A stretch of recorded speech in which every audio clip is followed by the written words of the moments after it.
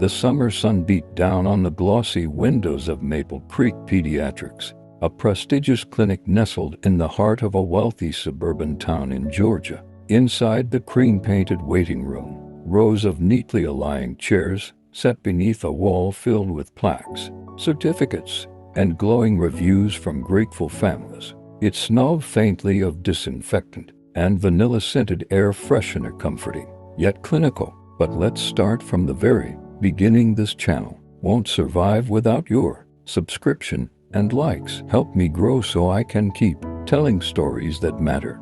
Hit that button now, thank you. Dr. Amani Rivers, a black woman in her mid-30s, adjusted her stethoscope as she checked her clipboard. Her brown eyes scanned the appointment list for the day. The name of Whitman stood out, highlighted in yellow. It was a new patient, a toddler named Emma Whitman, daughter of Ben and Karen Whitman. The father was listed as a retired Marine-turned-business consultant, the mother a homemaker. No prior medical history was attached. Dr. Rivers smoothed the front of her navy blue coat, her mind focused. She had graduated top of her class at Emory University and completed her residency at Johns Hopkins. With years of pediatric expertise, she was now a partner at the clinic. Patients loved her. Her phone never stopped ringing with referrals. But despite the accolades and awards, she knew too well that her skin still walked into rooms before her credentials ever did. The bell over the front door jingled. In walked Ben and Karen Whitman, both in their late 30s. Ben had a buzz cut and wore mirrored sunglasses resting on his head. Karen clutched their daughter, Emma, in her arms. She had that expensive mom look, perfectly styled hair, designer diaper bag, and a look of tightly wound politeness. "Hi, welcome to Maple Creek," the receptionist, Maria, greeted with a smile. "You must be the Whitmans." Karen nodded. "Yes, we're here for Emma's appointment. We want to see Dr. Fields." Maria blinked. "Oh, I'm sorry, Dr. Fields is out this week. You're actually scheduled with Dr. Rivers today. She's one of our lead pediatricians, and, actually, we'll wait." Ben interrupted, glancing at Karen, who was already frowning. "We'd prefer someone else." Maria tried to keep her composure. "Sir, Dr. Rivers is highly qualified. She's seen hundreds of patients and is very well regarded in the community." Ben shook his head, a stiff smile on his lips. "We'll come back when Dr. Fields is available. No offense, just a preference." Behind the partition, Dr. Rivers stood frozen. She heard every word. Still, she stepped out calmly. Her white coat moved with grace as she approached the family with a warm, professional smile. "Good morning, Mr. and Mrs. Whitman. I'm Dr. Rivers. I'd be happy to help Emma today." Karen looked stunned. Ben's face darkened. "There's been a mistake," Ben said, eyes narrowing. "We're waiting for Dr. Fields." Dr. Rivers remained unshaken. "Unfortunately, Dr. Fields is on leave, but I can assure you, your daughter is in excellent hands. I've reviewed her chart and we said we prefer someone else." Karen snapped, stepping back slightly. The air in the waiting room thickened. Dr. Rivers tilted her head, nodding once. "Understood." Without another word, she turned and walked back into her office, shutting the door behind her quietly. But her hands trembled just enough to notice. Inside, she sat down, staring at the framed photo of her and her father, a civil rights lawyer, hanging on the wall. He always told her, "You'll have to be twice as good to get half the credit, but you were born to change the game." Maria entered quietly. "I'm so sorry, Dr. Rivers. That was awful." Dr. Rivers waved it off, forcing a smile.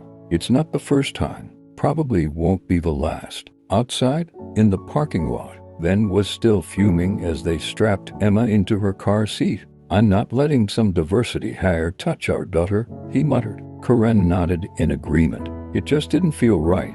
But inside, Emma's eyes were watering. She was warm and wheezing faintly. They ignored it. That night, Emma's condition worsened. She coughed nonstop and struggled to sleep. Karen called the nurse hotline and was told to take her to urgent care. But it was late, and they decided to wait until morning. The next day, Emma had a fever and shortness of breath. They rushed to the emergency room.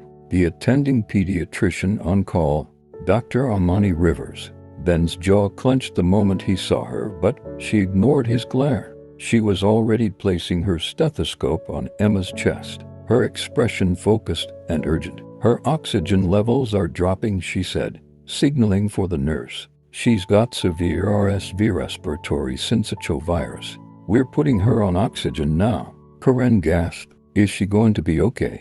Dr. Rivers didn't flinch. "If you'd waited any longer, this could have turned critical. But we caught it in time." Ben swallowed hard. "You're sure?" "I'm sure." She turned away to instruct the team, leaving the parents standing there speechless, confused, and silently grappling with a truth they didn't want to admit. As the machines beeped softly beside Emma's bed, Karen whispered to Ben, "We almost lost her." Ben didn't reply, and for the first time in a long while, he had nothing to say. 3 weeks had passed since the night Emma Whitman was rushed to the She had fully recovered under Dr. Rivers' care and had even flashed a sleepy smile when they discharged her. But the tension between the Whitmans and the truth they'd been forced to swallow didn't fade so easily. It lingered like smoke unseen, but choking. Ben sat at the kitchen table one morning, newspaper unfolded, coffee going cold. His mind wasn't on the front page or the financial section. He kept hearing the soft beeping of hospital monitors, seeing the calm, commanding face of the doctor who saved his daughter's life, the same face he'd rejected because of her skin color. Karen walked in with Emma balanced on one hip. Her eyes were puffy from another night of restless sleep. She was shaken more than she let on. The guilt gnawed at her, though she masked it behind busy routines and scheduled playdates. "She's due for a follow-up in 2 days," Karen said, gently placing Emma in her high care. Ben sighed. "I'll book with someone else."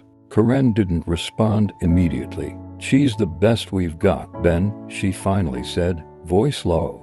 Ben's jaw tightened. "Don't start." "I'm not starting. I'm just saying, maybe we were wrong." Ben stood, tossing his half-drunk coffee in the sink. "She just got lucky. Another doctor would have done the same." Karen stared at him. "But they didn't." "She did." The silence that followed cracked at something between them. That same afternoon, Dr. Rivers sat across from the clinic's director, Dr. Simon Legrand. The board had called for a review of the incident at reception, not to reprimand Dr. Rivers but to commend her. The story of the rejected pediatrician, who saved the very child whose parents had dismissed her, had started to spread, quietly, but it had caught the attention of someone influential. "Media wants an interview," Dr. Legrand said. "You don't have to agree." Amani raised an eyebrow. "To talk about what? How it feels to be rejected in your own place of work because of your race. They want a human story," Legrand replied. "You, doing your job, rising above hate." "I'm not a hero," Amani said flatly. "I was just doing what I was trained to do." Legrand smiled softly. "That's exactly why they want to hear from you." Dr. Rivers declined the media request. She had no interest in becoming a symbol. Her work spoke for itself. Days later, at Maple Creek Elementary, a PTA meeting buzzed in the auditorium. Parents chatted over coffee and muffins, many unaware that beneath the surface of their pristine community, something was shifting. Ben and Karen sat near the back. They weren't regular attendees, but Emma was starting preschool in the fall, and Karen wanted to be involved. A mother named Jenna leaned over from the row in front of them. She had a bob cut, a blazer, and a voice that always sounded rehearsed. "I heard about your little girl," Jenna said with a bright, shallow smile. "Dr. Rivers saved her, right?" Karen stiffened. "Yes, she did. She's fantastic," Jenna continued. "My son adores her. Honestly, we're lucky to have someone like her here. I heard she trained at Johns Hopkins." "That's no joke." Ben said nothing, but his ears burned. Later, as they walked back to the car, Karen turned to him. "You hear that? Even they see it. Everyone does." Ben lit a cigarette, eyes distant. "Doesn't change anything, doesn't it?" Karen asked. "If our daughter's alive because of her." Ben looked at her, And for once, his conviction faltered. "We made a mistake." Karen exhaled almost in relief. "We did." Meanwhile, Dr. Rivers had no idea the storm she weathered was leaving ripples beyond her sight, but she could feel it. Something about her interactions at the clinic had changed. Some parents now greeted her with warmer smiles, others with colder ones. The air was heavier, like she'd become a mirror they couldn't avoid. She revealed who they really were. That week, her schedule filled faster than ever. New families, returning patients, more referrals. Some came to her because they trusted her, some because they felt they had something to prove. And one morning, unexpectedly, Ben Whitman appeared at the clinic alone. He walked in with a paper bag of pastries and a cup carrier filled with coffee. Maria nearly dropped her pen. "Mr. Whitman, I was wondering if Dr. Rivers is in." "She is," Maria said, cautiously. "Do you have an appointment?" "No, just something I need to say." Maria hesitated, then buzzed the office. Moments later, Amani stepped into the reception area. Lab coat crisp, expression unreadable.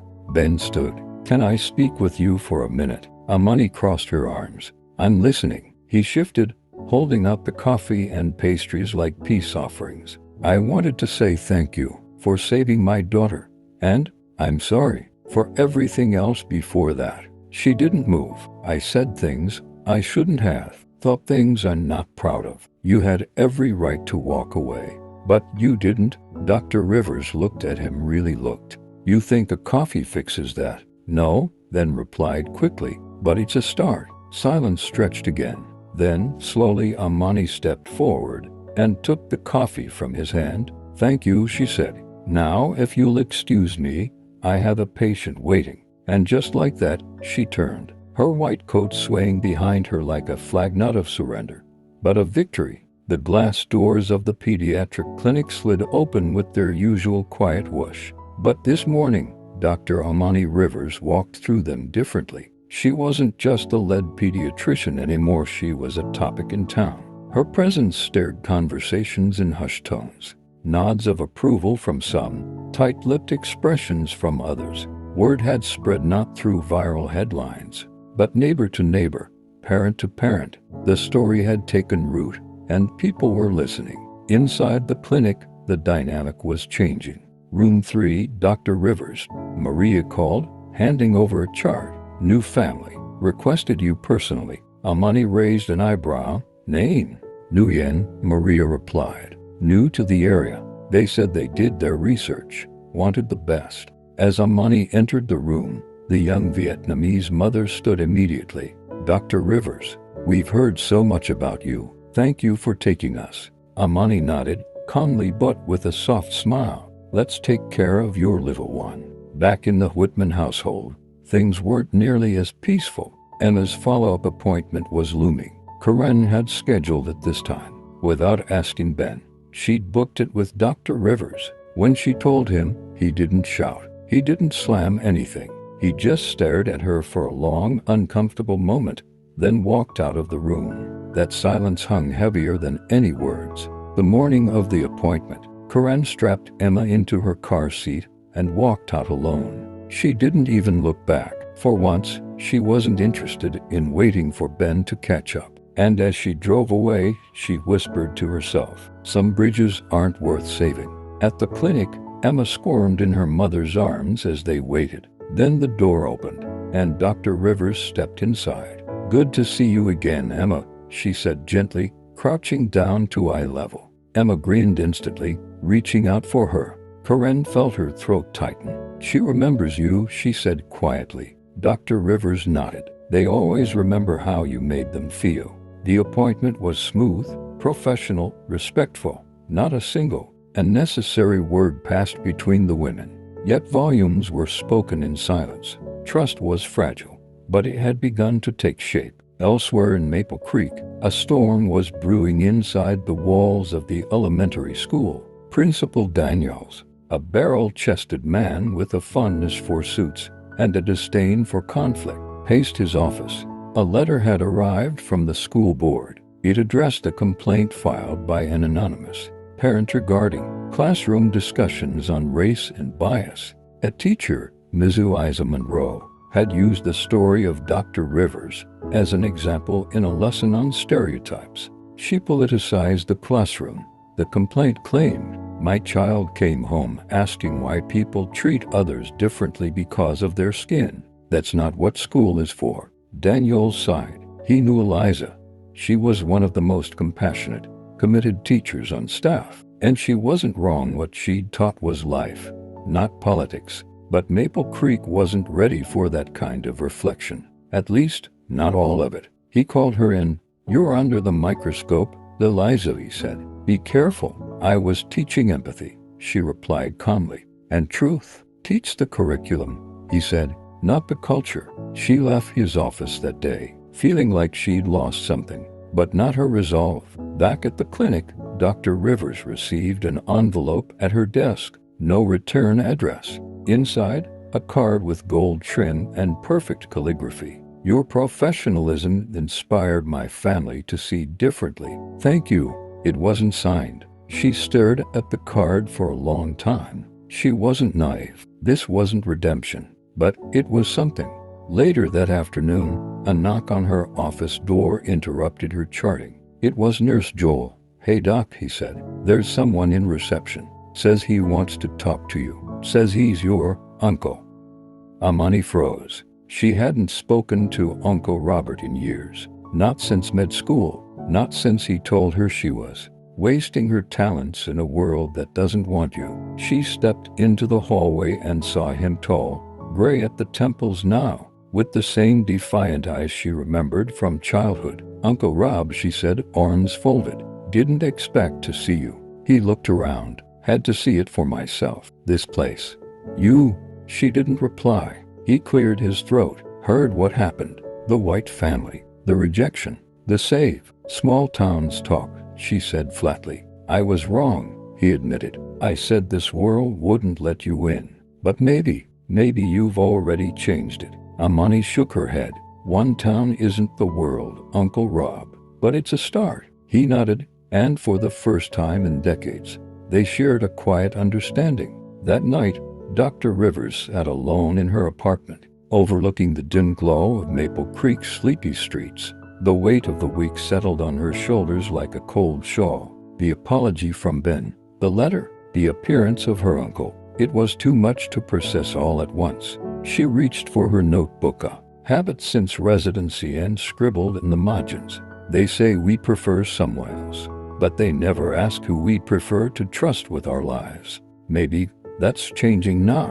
Down the road, in a modest house tucked between oak trees, Corinne stared at her laptop. She hesitated, then opened a new document. "Why I took my daughter to a doctor I once rejected." She didn't know if she'd publish it, but the truth needed to come out somewhere. And in the center of all this, Dr. Amani Rivers kept moving forward, each step slow, deliberate, and unshaken, because the storm wasn't over. It had just started. Maple Creek was changing, whether it wanted to admit it or not. After the appointment with Dr. Rivers, Corinne Whitman found herself pacing more than usual. She couldn't stop replaying the moment in her mind, the gentle way Amani had held Emma's hand, how her daughter had smiled brighter than she had in weeks. It was something Corinne hadn't seen since before the seizures started. And yet, with every step she took across the polished floors of her kitchen, she felt the heavy pull of a storm. She knew she couldn't avoid forever her husband. Ben was spiraling. He hadn't spoken to her in days. Not a word, just grunted responses, TV blaring louder than usual, and long hours out of the house, drinking God knew where with the other men, who clung to a past that no longer fit the future. But something had shifted in Corinne. Her silence was no longer compliance, it was strategy. And then, without even thinking, Corinne clicked submit on the article she'd written. "Why I took my daughter to a doctor I once rejected." No pen name, no hiding. By morning, it was on the front page of the town's Facebook groups and even reposted by our regional health blog. The comment section was chaos. Some praised her bravery, others accused her of betraying her values. A few shared their own stories, and more than a few tagged Dr. Rivers. At Maple Creek Elementary, the impact was immediate. Eliza Monroe printed out the article and taped it to the corner of her classroom's whiteboard, right beside the weekly spelling list and a poster of Harriet Tubman. It didn't need to be part of the curriculum, it was already part of life. Later that day, as the lunch bell rang, Principal Daniel stormed in. "Eliza," he snapped,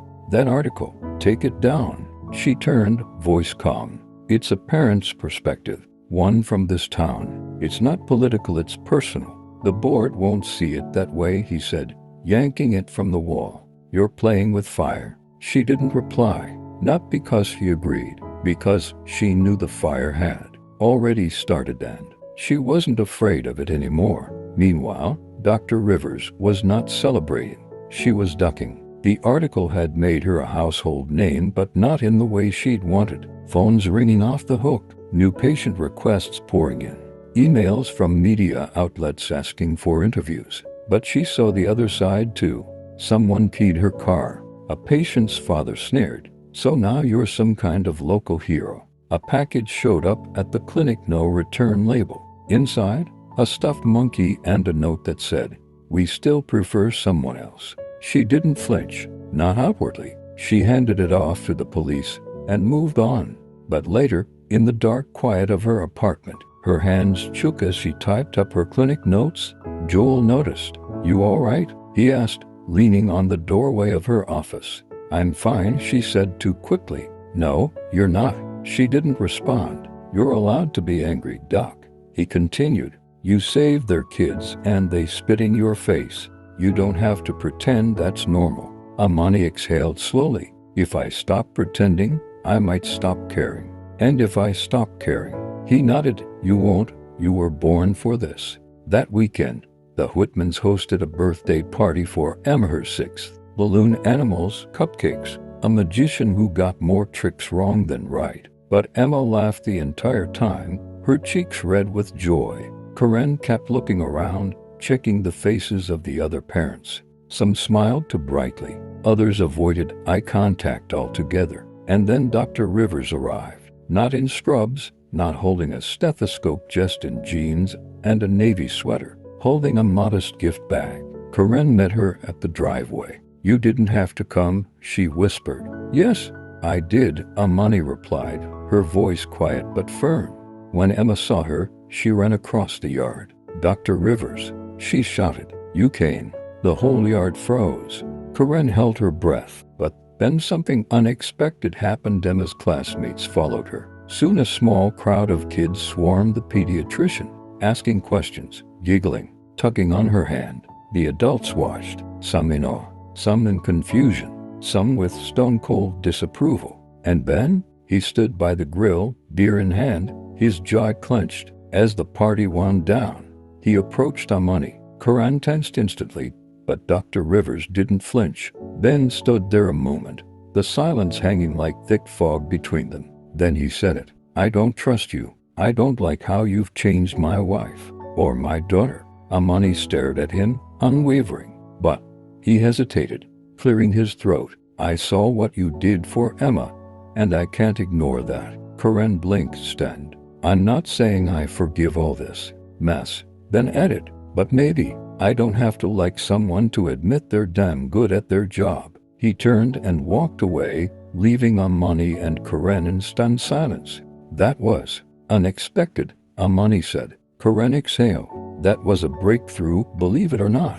Later that night, Dr. Rivers drove home and found a single envelope taped to her door. Her breath caught, expecting another threat, but this time it was different. Inside was a simple letter. "You helped my daughter last year. I never said thank you. I'm sorry I never defended you when others said you didn't belong. I was a coward, but I'm trying to be better. I hope it's not too late." No name, no address, but it was enough. Amani folded it and placed it beside the first anonymous letter, letting the quiet affirmations be her armor, because the battle wasn't over. But for the first time, she wasn't fighting it alone. The morning of Emma's follow-up appointment came with more than just rain. Maple Creek was buzzing. Overnight, The local news had aired a special report titled, "Healing Through Hate, the Story of Dr. Amani Rivers." They had found Karen's article, the Facebook firestorm,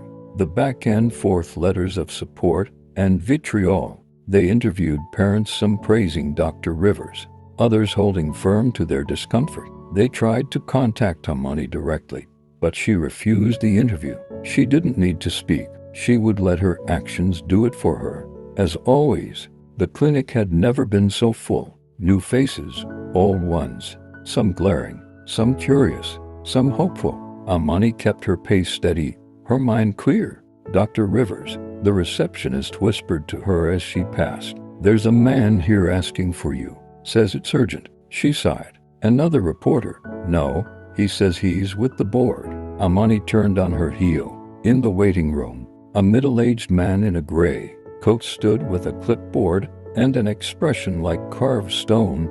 "Dr. Rivers?" he asked. That's me." He extended his hand. "David Crawley, State Board of Pediatric Practice. I'd like to speak with you privately." They walked down the hall to her office. "I'll be direct," Crawley said, taking a seat. "We've received several complaints about you over the last few months, but recent events have made it impossible to ignore." Amani narrowed her eyes. "So, what exactly is being investigated?" "Unprofessional conduct, breach of privacy, improper advocacy, media involvement without clearance." She stood slowly, her chair sliding back. "So, being a black woman with a backbone is now unprofessional."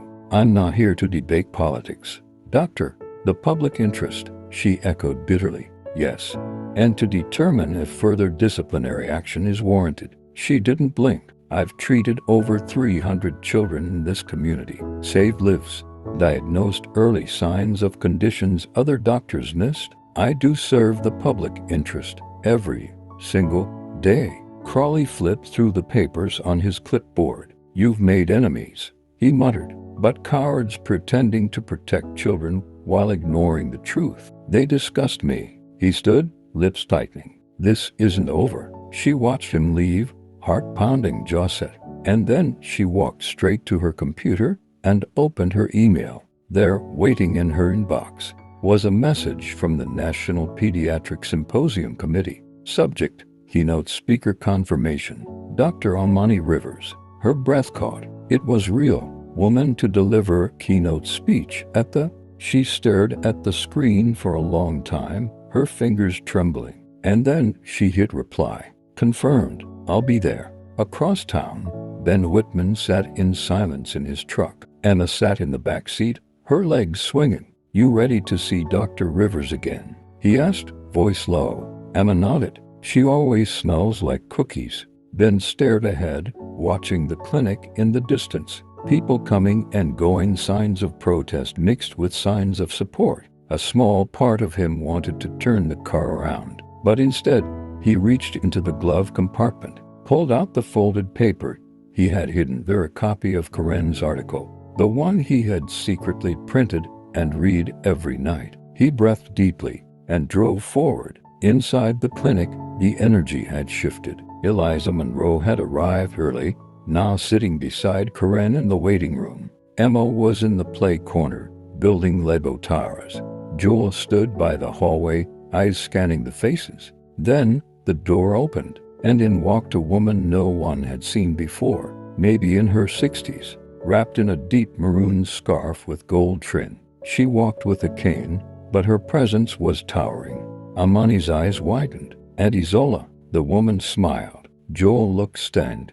"That's her aunt?" Sola took Amani's hand. "I watched the news," he said. "I watched you stand tall, watched you carry this burden. But even lions must rest sometimes, my girl." Amani felt her throat tighten. "Why are you here?" she whispered. "Because the story is about to turn," Sola replied, "and every warrior needs witnesses." Parents began arriving who had once demanded someone else. Now, they brought flowers, apologies, questions. Reporters gathered outside the clinic, trying to film through windows. And in the middle of it all, the clinic director arrived, Dr. Jenkins. He stormed into the hallway, barely greeting anyone.